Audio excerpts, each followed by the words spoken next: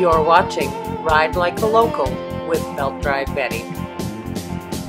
On this week's episode of Ride Like a Local, we continue our exploration of the Western motorcycle shows, Calgary, Edmonton, and Vancouver.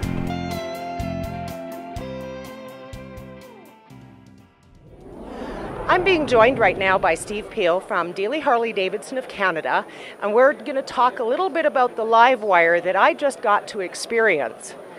What a rush. Did you enjoy it? No.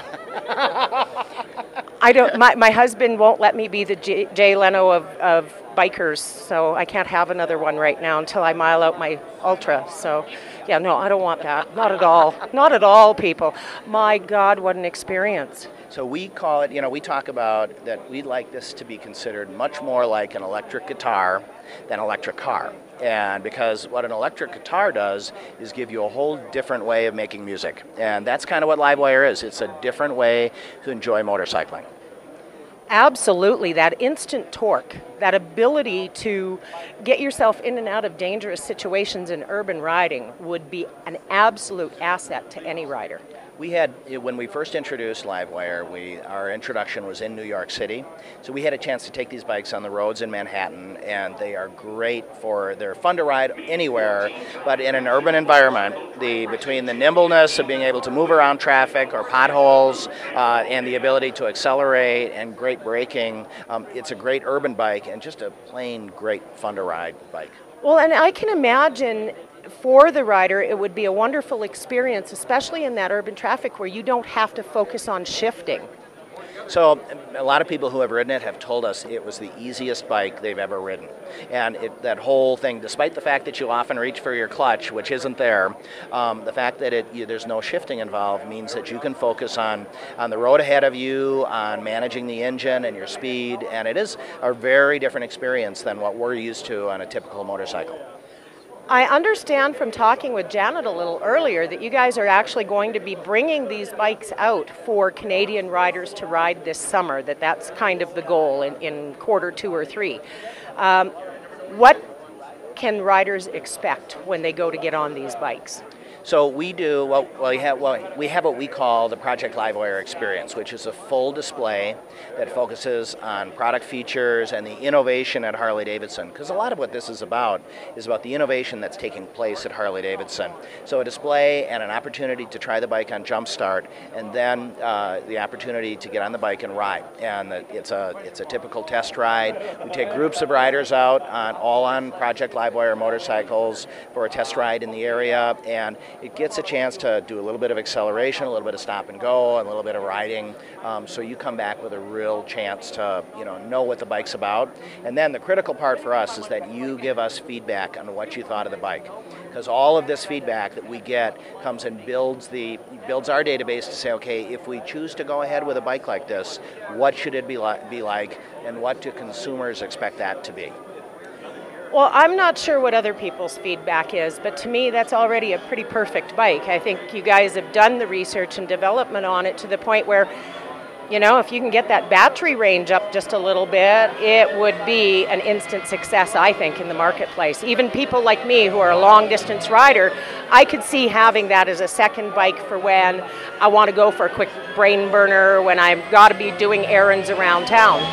Your comments parallel what a lot of people have told us, and there's a lot of Harley riders who have come to take a test ride, never expecting that for anything except a new experience riding an electric motorcycle, who came back from a test ride and said, it will never replace my Electra Glide. However, I would really love to own one for my other type of riding. Yeah, and I think that's the one thing that all riders share, is we don't just love our motorcycles for one purpose. We all suffer from PMS this time of the year, and I do mean parked motorcycle syndrome, okay? But the opportunity to have flexibility in your riding, you've got the dual sports and those kinds of bikes for off-road riding. This is probably the most, even sitting on it, it feels well balanced, it feels nimble, and with that instant acceleration, I can see where it would be the perfect accompaniment to someone like me and my lifestyle.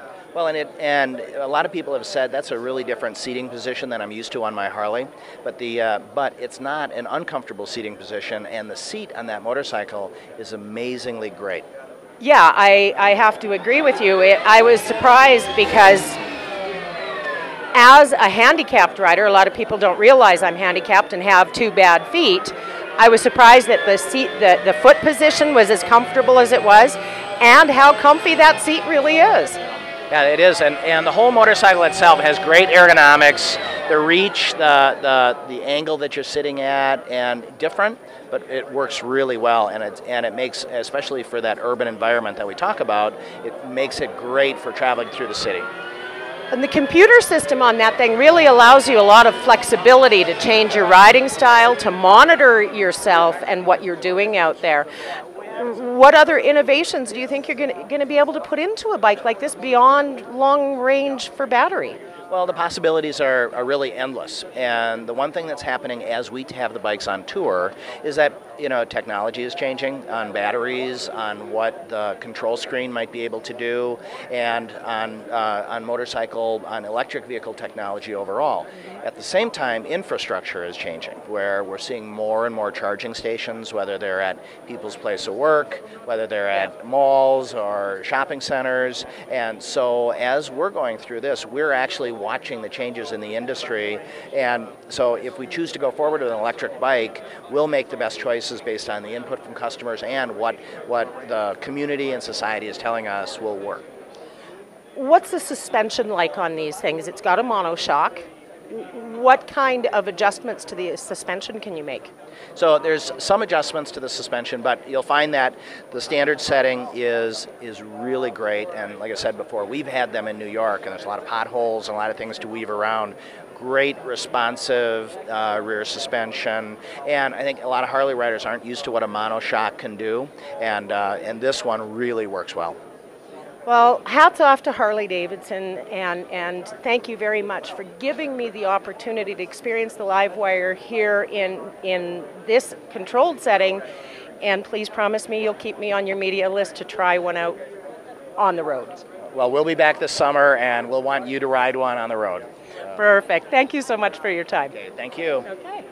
I'm being joined right now by Tim Merinuk from CycleWorks West here in Edmonton, Alberta, and we're going to have a little boo at the Slingshot. So tell me a little bit about this different looking unit here that you guys call the Slingshot. Yeah, you bet. It's an awe-inspiring three-wheel open cockpit roadster. It's a front row shot of adrenaline, as they say. It gives you a 360-degree rush of sight, sound, smell. With the side-by-side seating, both the driver and the passenger get a front row shot of adrenaline. It's powered by a 2.4 dual overhead cam engine. It's 173 horse. Being a curb weight under 1,700 pounds, press on the pedal and you're there. It's wide stance. As well as sport tune suspension, just begs to challenge every corner. Now, I'm looking at this, and you drive it like a car, you shift it like a car, but the experience is supposed to be a little bit more like that of a motorcycle. So tell me about that. Yeah, especially with that open cockpit feel, you get the road noise, you get the sounds and sights like you do on a motorcycle. But again, being in a car platform, you certainly are a little more stable, and you get a different feel than your traditional motorcycle. Now, what about luggage and storage and that kind of thing? How is this thing kitted out? You bet. There is a glove box, a traditional glove box. There is storage behind both seats. You can typically get a large-sized duffel bag or a good-sized helmet and some other clothing behind each of the passenger and driver seats. All right. And what are the price point on something like this? Polaris has two offerings for 2015. They have a base model with matte titanium paint. And then this SL model, which is their premium model. What you get with the premium model is the windscreen. You also get stereo with Bluetooth, as well as a backup camera. And then you get a larger offering in the rims, so you get an 18-inch rim in the front and a 20-inch rim in the rear. And what would something like that ballpark run a person? What's the MSRP? You bet. The base model comes in at $21,999, and this SL model is at $26,500. Now, who do you envision purchasing this particular baby, and where would they take it? Because it's not 100% street legal in all provinces yet. It isn't, as long as it's registered in a province that it's recognized. We aren't seeing any issues with people taking them for longer trips. Our typical clientele that we're seeing requesting information on this is the type of people that don't want to throw their leg over a motorcycle anymore, whether it be that aging baby boomer population or people that are just looking for a different experience. It's quite a following for a quite short time. One other quick question for you. What's this thing get for fuel mileage? Being it's a 2.4 Ecotec motor by GM, they're claiming over 40 miles per gallon. It has a 37 liter fuel tank, so it should get the fuel range of a typical cruiser motorcycle in that 400 kilometer range. That's pretty impressive. What kind of speeds will it do? Well, nothing's actually published, but from what we've researched, you can get well into that 170, 180 kilometer an hour range. Now the seats are a little bit different in this thing. There's no leather. There isn't. The entire cockpit is 100% waterproof. You can pressure washer this unit. You don't have to worry about rain, that kind of thing. Although they don't look as inviting as a leather seat, they are actually extremely comfortable. Well, we're going to have to find out when you guys are running some demo days and take this baby for a boot. Yeah, we will have one plated and gassed up in the front of the dealership at any time. So if somebody's looking for a front row shot of adrenaline, we're more than welcome. Well, thank you very much for taking a little bit of time to explain the Slingshot to me. Thank you. My pleasure. After a few words from our sponsors, we're going to take a quick detour down memory lane with Terry Ray. The Sports Camera Store in West Edmonton Mall is your one-stop shop for drift and GoPro action cameras. We carry Canada's largest selection of action cam accessories, along with video sunglasses, hidden and surveillance cameras, and more. Visit www.sportscamerastore.com or stop into our West Edmonton Mall location, lower level by the bay. Canada's most rider-friendly community, where is it? Is it Carman, Marystown, Viking? Where in this vast land is Canada's most rider-friendly community? Help us discover that special community at riderfriendlycontest.ca.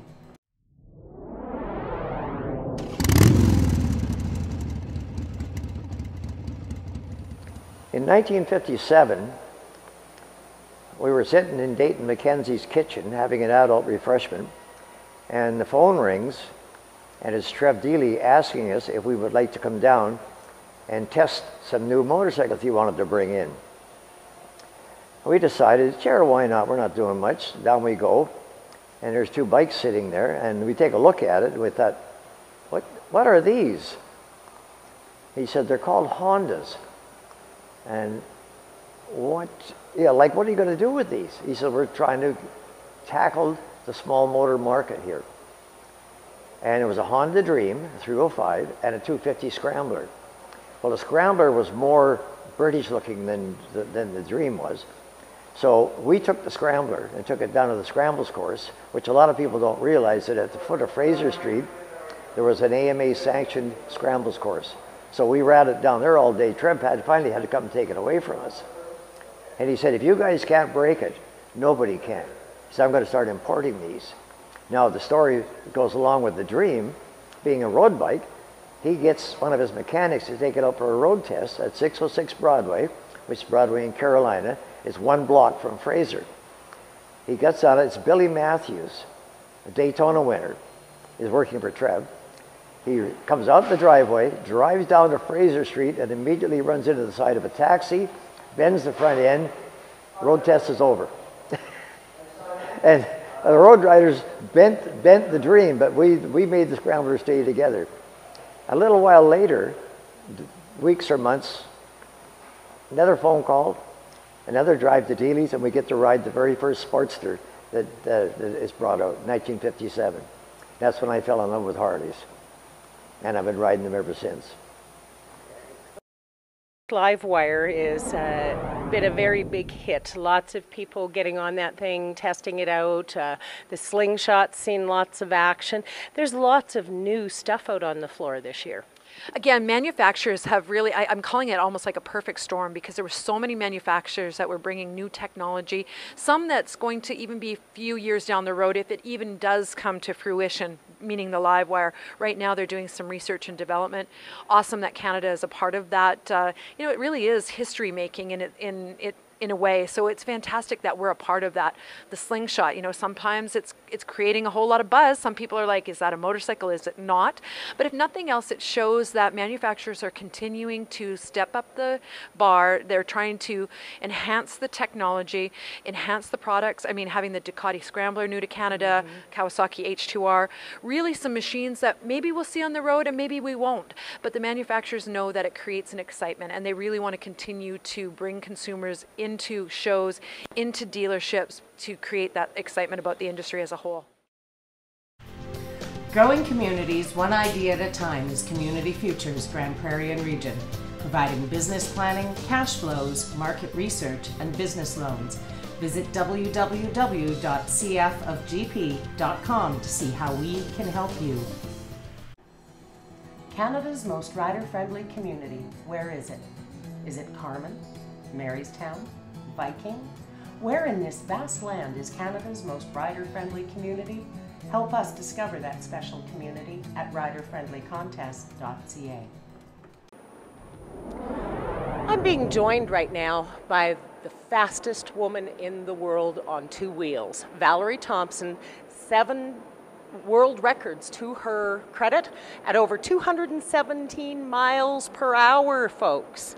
Valerie, what made you want to go fast? Well, my crew said if I don't go over 217 miles per hour, don't come back to the pit. So I have no, you know, I have to do it, right? Right. But as a young girl, what fascinated you about motorcycles and got you into this whole thing?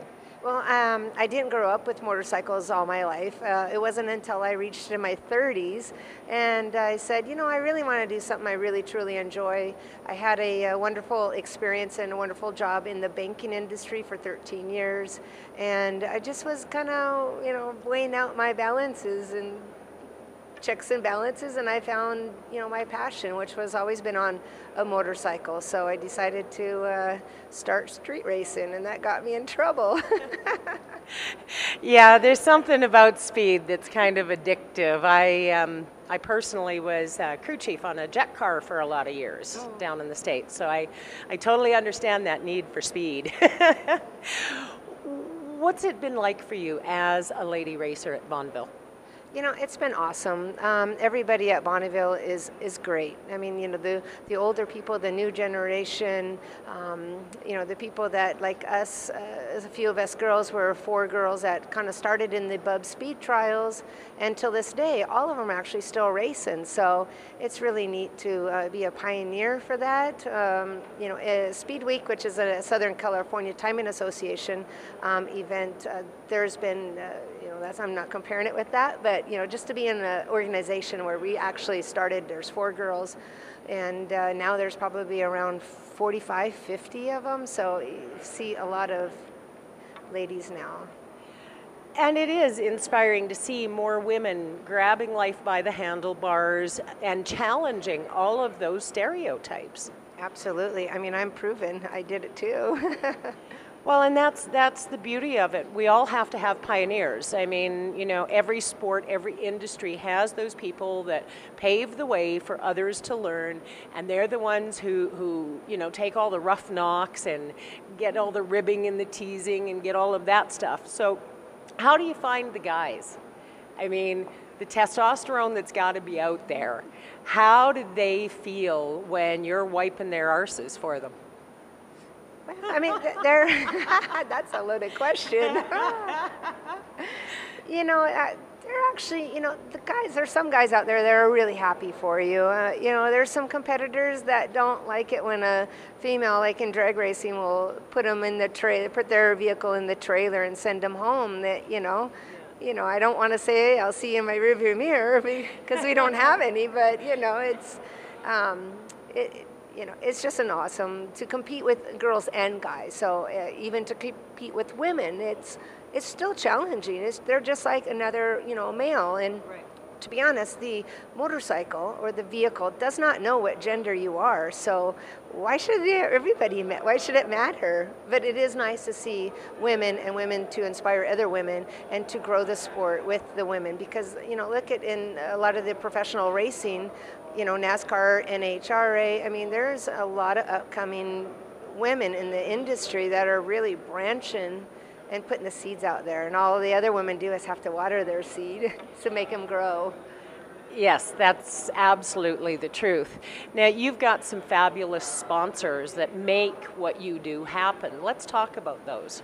Well, I've been at this for a little while, and I'm full throttle with sponsorship.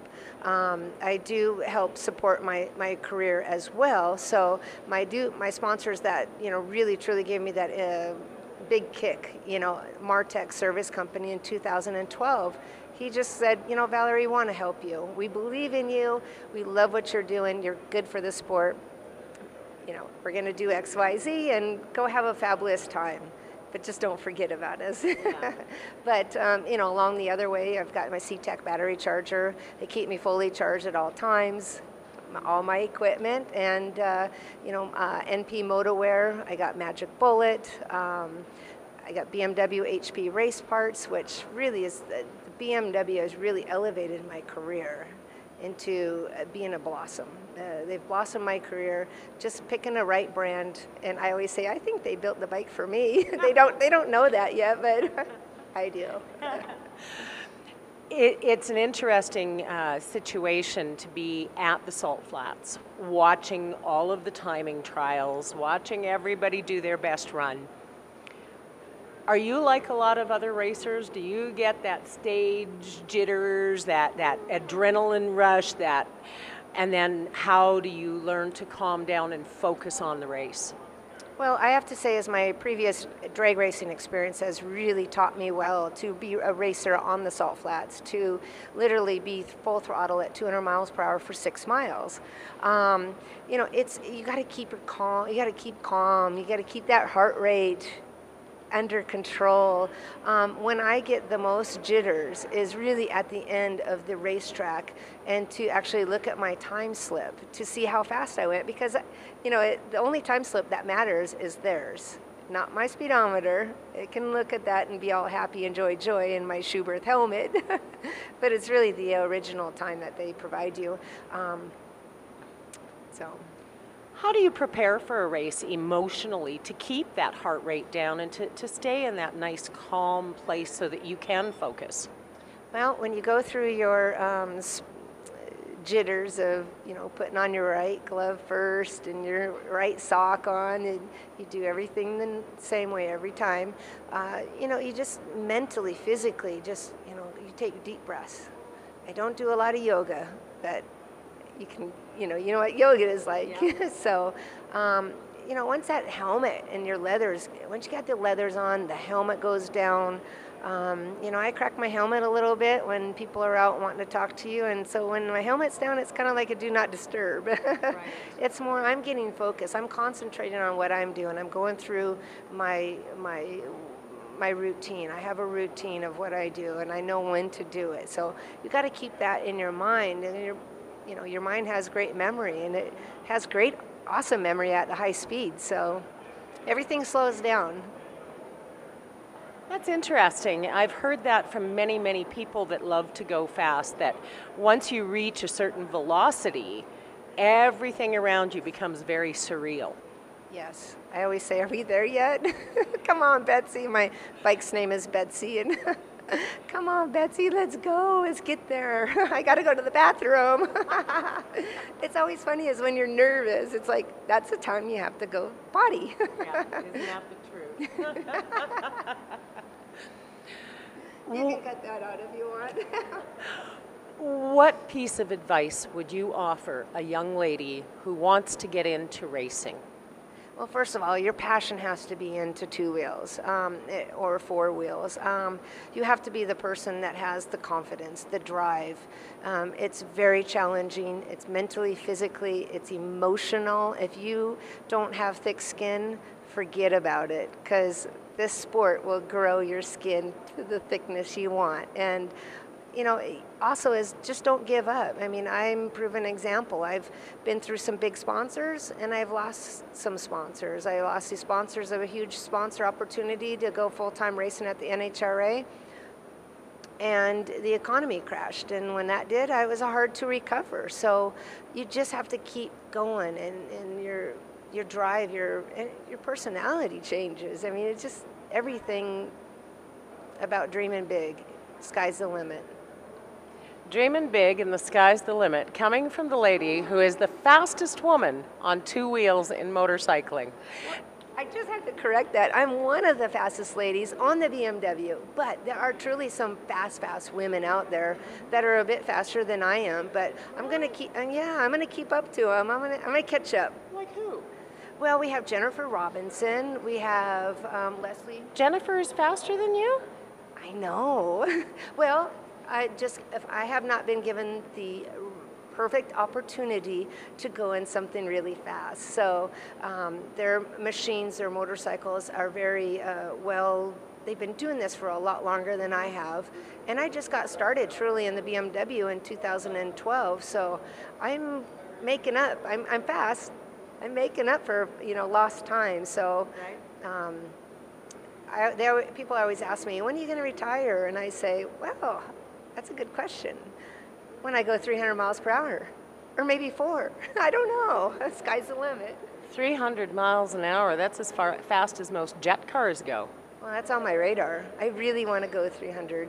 Now that I'm inducted into the Red Hat, the 200 mile per hour club through Bonnyville Salt Flats, getting the Red Hat has been that has been the inspiration of my land speed racing, is to get that Red Hat. Everybody knows the Red Hat. When you see a Red Hat, it's like, sir, I have one too.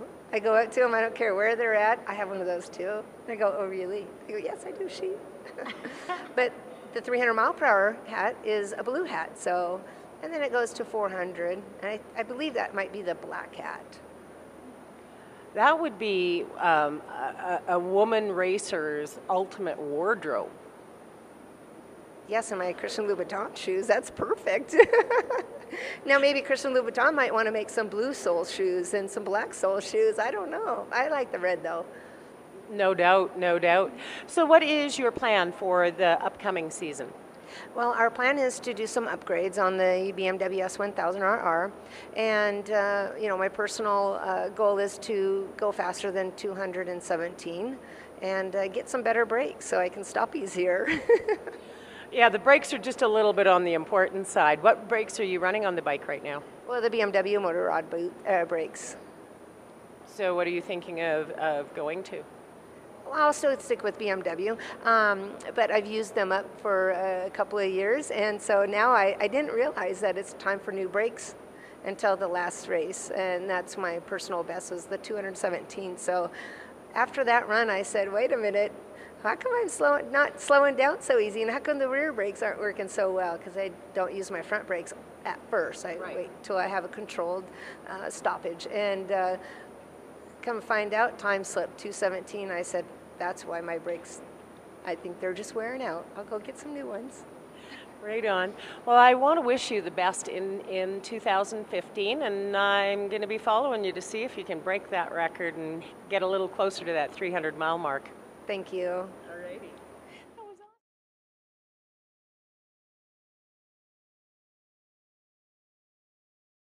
Join me next time as we continue exploring the 3 Western motorcycle shows, Calgary, Edmonton, and Vancouver.